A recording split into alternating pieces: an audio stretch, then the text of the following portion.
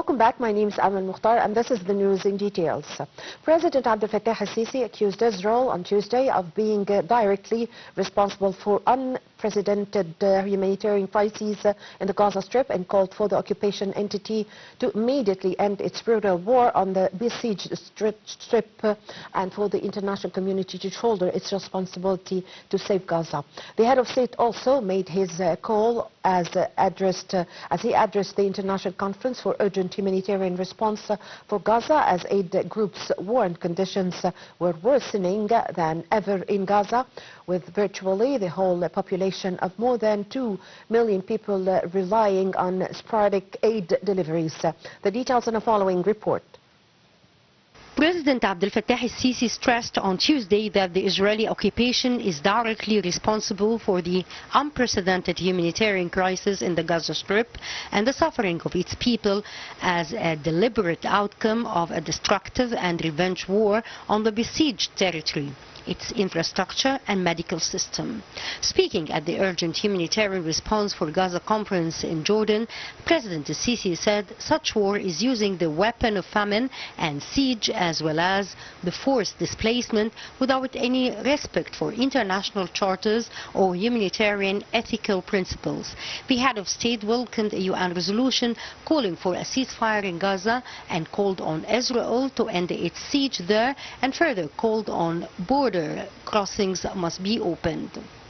The president noted that Egypt had warned several times of dangers resulted from the Israeli war on Gaza, as well as the fatal consequences of the Israeli military operation in Palestinian Rafah, which hinders the flow in of the humanitarian aid into Gaza that depended on the Rafah crossing. He called for international collaborating efforts to save Gaza and reach an immediate and permanent ceasefire, as well as freeing all hostages and detainees, in addition to protecting civilians, plus not targeting neither the infrastructure nor UN employees or workers of both medical and services sectors.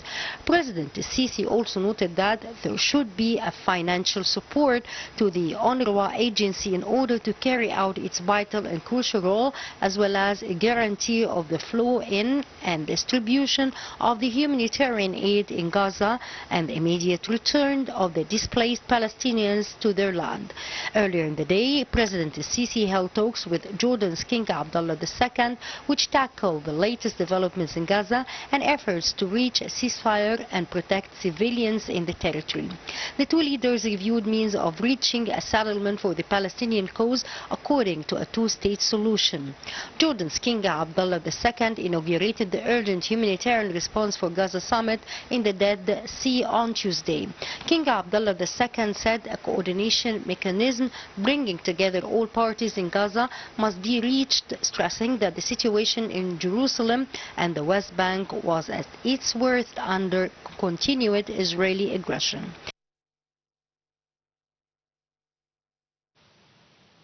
Meanwhile, President Abdel Fattah al-Sisi held a number of bilateral meetings on the sidelines of the International Conference for Urgent Humanitarian Response for Gaza.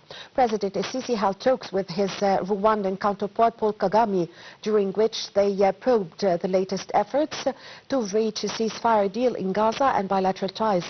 Also, President al-Sisi held talks with President of the European Council Charles Michel. The two sides have probed deep and strong bilateral ties binding the two sides, as well as their partnership, especially after raising ties to a strategic and comprehensive partnership recently, which in turn broadens means of enhancing ties in light of the two sides' interests. Meanwhile, the head of state held another meeting with Slovenian Prime Minister Robert Golob, during which they reviewed bilateral relations at all levels, especially the economic and investment ones. They also reviewed the situation in Gaza, with President al-Sisi hailing Slovenian stances and efforts and its recognition of the Palestinian state. The president also called on continuing international efforts to apply a two-state solution, reach a ceasefire in Gaza and exchange hostages and detainees. President Sisi also met with Spanish Prime Minister Pedro Sánchez, reviewing bilateral ties at all levels and probing the situation in the Gaza Strip in addition to the role played by the two sides in Gaza. UN Secretary General Antonio Guterres addressed the International Conference for Urgent Humanitarian Response for Gaza on Tuesday.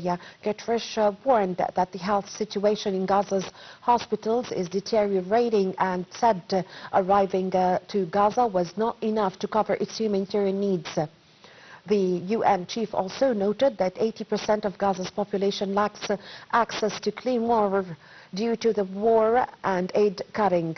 He also called upon all warring parties in Gaza to abide by international humanitarian law and stressed that Gaza aid must be allowed in safely and sufficiently. Guterres also appealed to the world to stand united to safeguard the UNRWA in the face of outrageous and relentless attacks. He stressed that the horror in Gaza must stop and that the speed and scale of the carnage, adding that killing in Gaza was beyond anything in his years as Secretary General. Also, Palestinian President Mahmoud Abbas addressed the International Conference for the Urgent Humanitarian Response for Gaza on Tuesday. Abbas said the Palestinian people in Gaza had been facing savage crimes and starvation for over 8 months. He also called on the international community to pressure the Israelis to stop the siege on Gaza and open border crossings to allow humanitarian aid. The Palestinian leaders further called for an immediate ceasefire in Gaza. The conference was being held upon the joint call by President Abdel Fattah al-Sisi and Jordanian monarch and the UN Secretary General Antonio Guterres in the Dead Sea in Jordan. It is aimed at garnering the support of the international community for humanitarian aid to Gaza in collaboration with a number of presidents, governments and international aid agencies. The conference also tackled the humanitarian angle regarding allowing aid into the Gaza Strip and how to deal with the humanitarian crisis civilians are facing there. It also discussed support for UN humanitarian organizations, especially UNRWA and other agencies who are working in the humanitarian field and concerned with receiving, delivering and distributing aid in the Strip.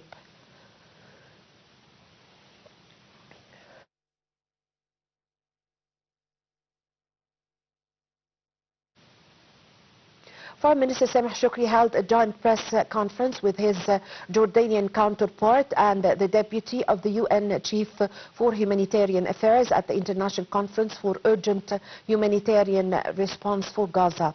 Earlier, Shoukry participated in 3 workshops held ahead of the International Conference for Urgent Humanitarian Response for Gaza. The top diplomat asserted that since the start of the war on Gaza, Egypt have delivered more than 94,000 tons of humanitarian aid to the Strip, provided health care and more than 85,000 Palestinians, and helped evacuate more than 74,000 civilians and citizens of foreign and dual nationalities. The conference was held in Jordan under a joint Egyptian, Jordanian and international initiative. It tackled the humanitarian angle regarding allowing aid into the Gaza Strip and how to deal with the humanitarian crises civilians are facing there. It also discussed support for UN humanitarian organizations, especially UNRWA and other agencies working in the humanitarian field and concerned with receiving, delivering and distributing aid in the besieged Strip.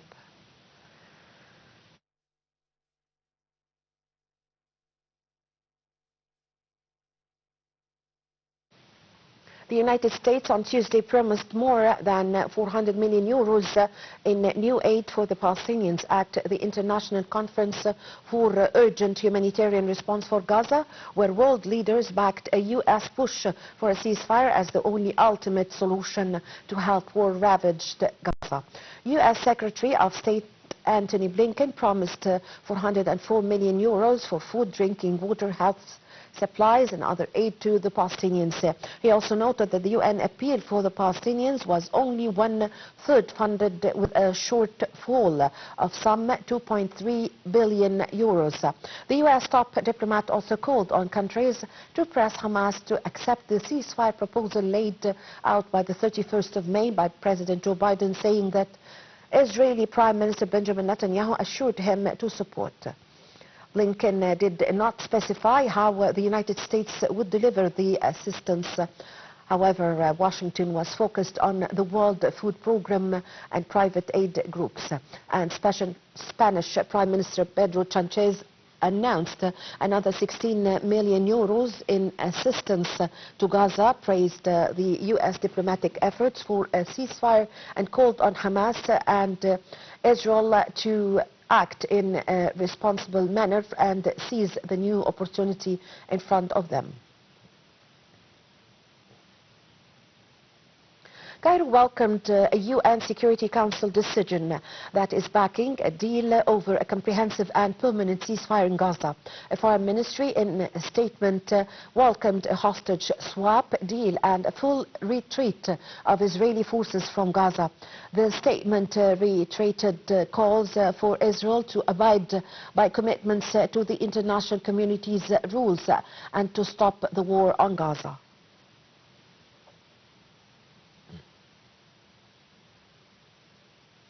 Arab League chief Ahmed Abul Ghait welcomed the decision by the UN Security Council in support of the U.S. draft decision for the ceasefire in Gaza.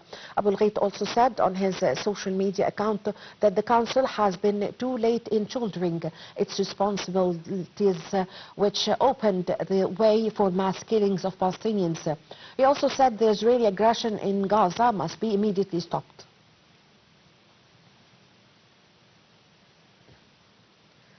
Senior Hamas leader and